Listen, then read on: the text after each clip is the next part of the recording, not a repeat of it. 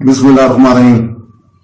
दोस्तों, बहनों, भाइयों, आज हम सूरह वत्तीन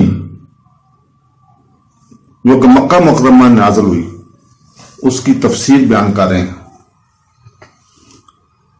दोस्तों, सफर में नमाज में सूरह अत्तीन की तिलावत मालिक और शोभा ने अदी बिन साबित से रवायत किया है।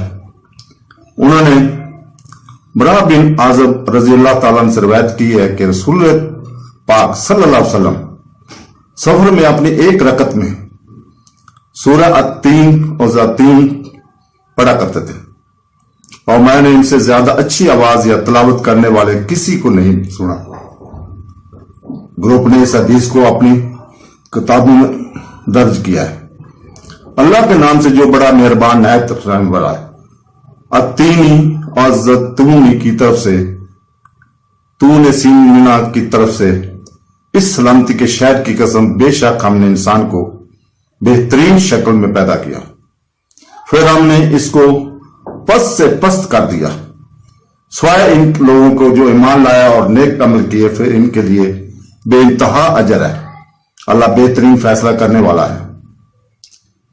तो दोस्तों, अत्तीन की वजाहत और इसके बाद क्या आता है, उन्हीं ने इब्ने अब्बास रजी अल्लाह ताला ने से रवायत की है कि अत्तीन से मुराद वो मस्जिद नू है जो अलजुदी पहाड़ पर बनाई गई थी। मुजाहिद ने कहा है कि यह इंजील तुम्हारे पास है। काबल, कतादा, इब्ने जैद और दिगर ने कहा है कि यह बैतुल मुकद्दस की मस्जिद है। मुजाहिद और अकरमा ने कहा यह जैतून है जिसे आप दबाते हैं तेल निकालने के लिए।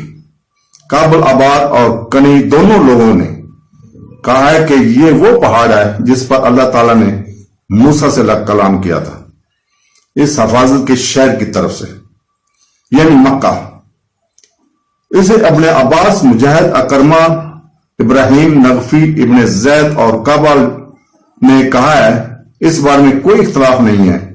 बास आमा ने कहा है कि ये तीन मुख्तलिफ मकामात है, ये कि अल्लाह ताला ने इनमें से हर एक के पास मुमताज रसूलों में से एक रसूल भेजा जिसने अजीम ज़ाब्ते पेश किए। पहला मुकाम अंजीर और जैतून का है जो यरूशलेम था, जहां अल्लाह ने ईसा बिन मरियम को भेजा था। दूसरी जगह कोहे समीन है जो कि कोहे सीना है, जहां अल्लाह ताला ने मूसा से कलाम किया। तीसरा मुकाम मक्का मुकर्रमा है और ये अमन का शहर है जिसमें दाखिल होते होने वाला महफूज होता है। ये वो शहर भी है जिसमें मोहम्मद सल्लल्लाहु अलैहि वसल्लम को भेजा गया था। उन्होंने कहा है कि तौरात के आखिर में ये तीनों मकामात का जिक्र है। आयत में कहा गया है कि अल्लाह कोहे सीना से आया है, यानी वो जिस पर अल्लाह ताला ने मूसा बिन इमरान से कलाम किया, और चमका यानी यरूशलेम का वो पहाड़ जहां से अल्लाह ताला ने ईसा अलैहिस्सलाम को भेजा, और पहाड़ों से ज़ाहिर हुआ फारान यानी मक्का के पहाड़ जहां से अल्लाह ने ईसा अलैहिस्सलाम को भेजा, और फारान के पहाड़ों से ज़ाहिर हो यानी मक्का के वो पहाड़ जहां से अल्लाह ने मोहम्मद सल्लल्लाहु अलैहि वसल्लम को मबूस फरमाया। इस तरह इसने इनका जिक्र इनके हुक्म के मुताबिक इनके बारे में बताने के लिए किया, इसलिए इसने एक आला मकाम की कसम खाई, फिर एक आला मकाम और फिर इस जगह की जो इन दोनों से अफजल है। ईमान पस्त हो जाता है, हालांकि वो बेहतरीन शक्ल में पैदा किया गया है, और इसी का नतीजा है। फरमाता है, दर हकीकत हमने इंसान को बेहतरीन शक्ल में पैदा किया है। ये वो मौजू है जिसको कसम खाई जा रही है, और ये है कि अल्लाह ने इंसान को बेहतरीन शक्ल और सूरत में पैदा किया, सीधे साधे अज़ा के साथ खड़ा किया, जिसे इसे खूबसूरत बनाया, फिर हमने इसे पस्त से पस्त कर दिया, यानी जहन्नम की आग की तरफ। ये मुजाहिद, अबू अबिया, इब्ने जैद वगैरह ने कहा है। फिर इस जाज़बियत और खूबसूरती के बाद इनका ठिकाना जहन्नम की तरफ होगा। अगर वो अल्लाह की नफरमानी करें और रसूलों की जलाएंगे, इसलिए अल्लाह फरमाता है इन लोगों को بچاؤ جو ایمان لائے اور نیک عمل کرتے رہے۔ بعد میں کہا پھر ہم نے اس پست سے پست کر دیا، اس سے مراد زوال پذیر بڑھاپا ہے۔ یہ ابن عباس اکرمہ سے مروی ہے۔